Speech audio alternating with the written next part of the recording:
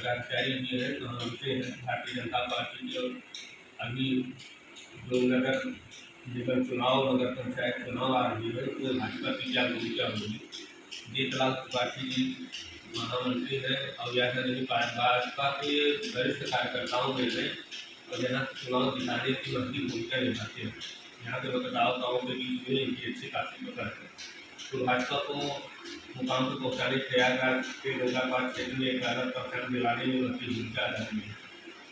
आइए जीतलाल त्रिपाठी जी से जानते हैं वर्तमान चुनाव और परिप्रेक्ष्य में अभी अहमद खान में जुड़ा है कि क्या विचार है। त्रिपाठी जी, सबसे पहले चुनाव से पूर्व में आपको बधाई कि आपको शांतिपूर्ण ढंग से आपकी सरकार के द्वारा चुनाव संपादित कराया जाए, इसके लिए बहुत बहुत धन्यवाद राजेश भाई। सबसे पहले तो हम आपको ये बताते हैं कि हमारे यहाँ गंगा पार हमारे जिले में 15 नगर निगम के 15 पार्षद हैं। 15 पार्षद हो गए हैं और कल उनका बाकायदे नामांकन भी हो गया था। नामांकन में हमारे प्रदेश के पूर्व अध्यक्ष, वर्तमान में जल शक्ति मंत्री कैबिनेट के माननीय स्वतंत्र देव सिंह जी के देख रेख में महापौर का महापौर हमारे प्रत्याशी महानगर के अध्यक्ष आदरणीय श्रीमान गणेश केसरवानी जी और उनके साथ में हमारे नगर निगम के 100 पार्षदों ने जो बचे खुचे थे भरपूर जोरदार ढंग से और बड़े ही तन्मयता के साथ कार्यकर्ताओं के जोश और खरोश के साथ नामांकन किया है। कुछ लोगों के जो आपके पार्टी के सक्रिय कार्यकर्ता थे वो अपने चुनाव की तैयारी कर रहे थे, उनको टिकट नहीं मिला। हाँ, ये सत्य है। हमारे बहुत से कार्यकर्ता हमारे इसमें भारतीय जनता पार्टी की एक अलग छवि है, एक अलग लहर है।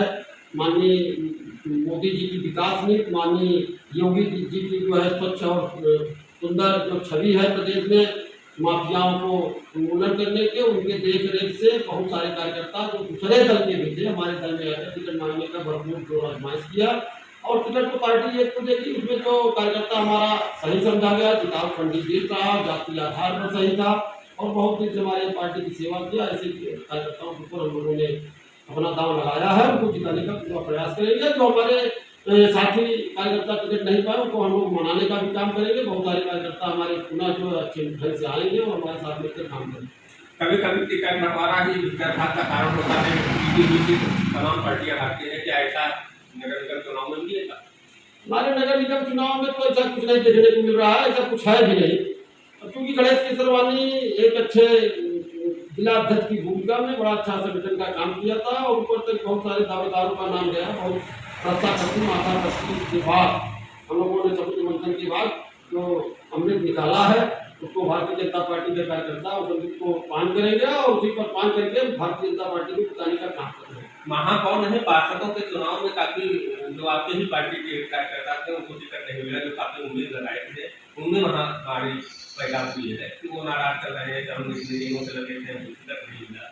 कहीं जैसे पूर्णिया चेयरमैन के पद के भी ऐसे है कि कई दावेदार काफी दिनों से लगातार कर रहे थे, लेकिन उनको टिकट नहीं मिला तो वो भी नाराजगी साफ तौर पर दिखाई पड़ती है। ऐसा हाँ, देखिए परिवार बड़ा है और परिवार जब बड़ा होता है तो बहुत सारे पक्षाएं भी बढ़ जाती हैं। हमारे कार्यकर्ता ईमानदारी से देखा जाए तो बड़े ही मनोयोग के साथ और हमेशा पार्टी के 24 घंटों कार्यकर्ता बनकर काम करते रहते हैं और हम लोग भारतीय जनता पार्टी का कार्यकर्ता को देवपुरी कार्यकर्ता मानते हैं।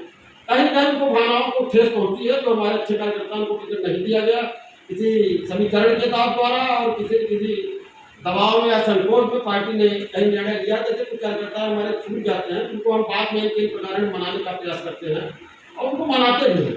बाकी अब इस समय तो सिर्फ जितने भी हमारे कार्यकर्ता हैं हमने प्रमुख पन्ना प्रमुख कार्यकर्ताओं का निर्माण कर दिया है। बाकी जो कुछ कार्यकर्ता हमारे नारायण हो उनको मनाकर हम चुनाव जीतने का काम करें। चुनाव जीतने का आधार केवल योगी और मोदी सरकार है या स्थानीय स्तर पर भाजपा की कोई नीति है? देखिए, हमारे आदर्श और हमारे नेता तो माननीय प्रधानमंत्री नरेंद्र भाई मोदी जी और प्रदेश के हमारे कुछ उपाध्याय योगी जी को है, उनके देख रेख में हम लोग भारतीय जनता पार्टी के अगुवा मानकर उनको अपना प्रतीक मानकर काम करते हैं। लेकिन लोकल स्तर के चुनाव, पार्षद का जो चुनाव, बहुत सारे चुनाव बहुत सारे मुद्दे पार्षद के लिए लोकल हैं और उन लोकल मुद्दों को देखते हुए भी और भारतीय जनता पार्टी की विकास नीति को देखते हुए हमने प्रदेश में एक स्वच्छ छवि की सरकार बना रखी है और लोकल मुद्दों को भी हम लोगों ने नजरअंदाज नहीं किया। लोकल मुद्दों को प्राथमिकता देते हुए हम काम कर रहे हैं और अच्छी दिशा में काम कर रहे हैं। विधानसभा के अहमद और अशरफ ने 2 पत्र माननीय सर्वोच्च न्यायालय और राष्ट्रपति और मुख्यमंत्री के पास भेजे हैं। इसमें सफेद पोस्ट भाजपा नेताओं का भी नाम का जिक्र होने की संभावना है। देखिए अभी तो ये बंद लिफाफा बम जैसा टीवी में भी दिखाया जा रहा है कि सड़क का बंद लिफाफा बम खुलेगा, बहुत सारे राज खुलेगा।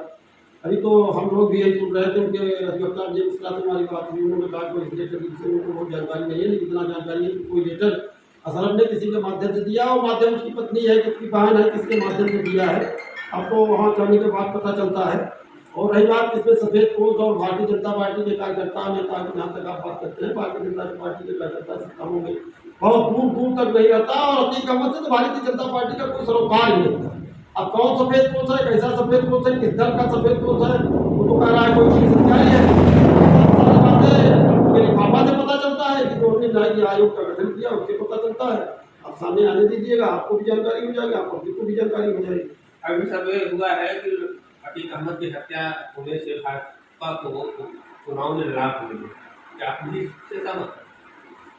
नहीं, अतीक अहमद के हत्या से हमको न कोई लाभ है न नुकसान है, और हमको जो लाभ मिलना है हमारे जो प्रदेश की विकास नीति है और योगी बाबा का जो भ्रष्टाचार के खिलाफ भयमुक्त वातावरण जो उन्होंने प्रदान किया है कि आम जनमानस में, उसका लाभ है। अतीक अहमद से हम लोगों का न कोई लाभ है नुकसान है। अतीक अहमद कोई विवेकानंद नहीं थे, न कोई स्वामी थे, न कोई महात्मा थे। अतीक अहमद एक अपराधी था, अपराधी का जो हश्र होना चाहिए वो हो गया, उससे हमको लाभ नुकसान करके नहीं करने पड़ेगा।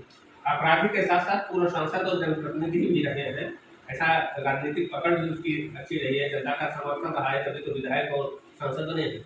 देखिए आप बात सही कह रहे हैं, हमारे जिस क्षेत्र में हम लोग निवास करते हैं यहाँ का माननीय सांसद भी था और विधायक 4-5 बार का विधायक था, लेकिन विधायक बन जाना, सांसद बन जाना ये कोई बहुत बड़ी बात नहीं है इस लोकतंत्र में।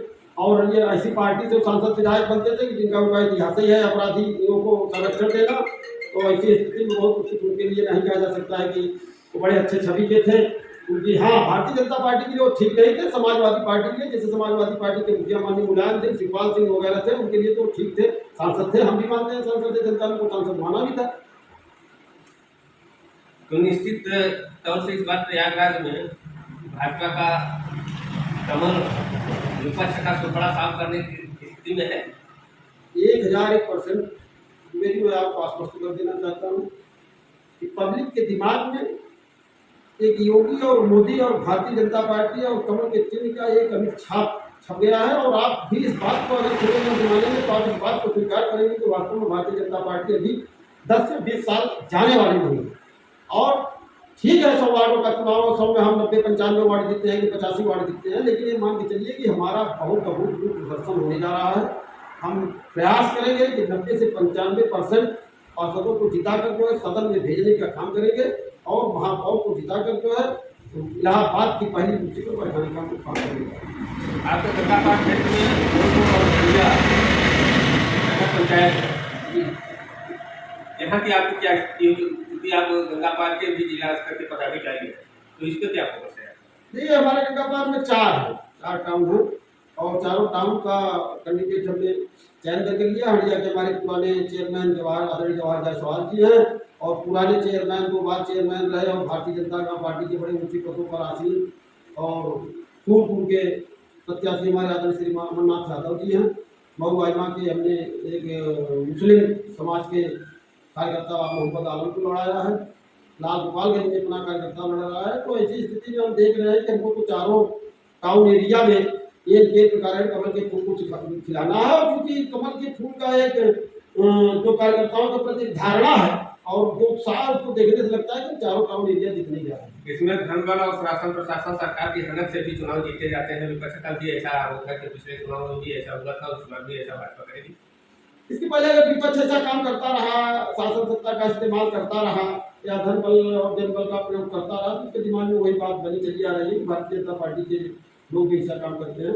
उनको पता ही नहीं है कि भारतीय जनता पार्टी के कार्यकर्ता पन्ना प्रमुख तक भारतीय जनता पार्टी में बनाए जाते हैं, और पन्ना प्रमुख एक बंदे में 20 से 25 मतदाता होते हैं, और सारे मतदाताओं से एक बार में 3 बार संपर्क कर चुका है। क्या धन बल और जनबल का मतलब नहीं है। हम माननीय मोदी जी की और माननीय योगी जी के विकास कार्यों को लेकर जनता के बीच जा रहे हैं, और जनता हमको पसंद भी कर रही है।